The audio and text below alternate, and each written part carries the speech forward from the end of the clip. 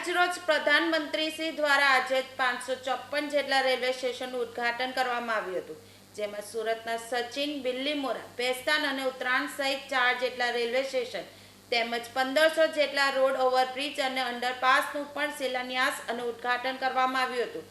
આશરે 25 કરોડના ખર્ચે ભેસ્તાન રેલવે સ્ટેશનનું પુનઃ વિકાસ કરવામાં આવ્યું છે. ભેસ્તાન રેલવે સ્ટેશન ખાતે ગુજરાતના રાજ્યપાલ આચાર્ય દેવવ્રત ઉપસ્થિત રહ્યા હતા. રાજ્યપાલની સાથે સાથે રેલવેના અધિકારીઓ, કોર્પોરેટરો અને અન્ય મહાનુભાવો પણ હાજર રહ્યા હતા.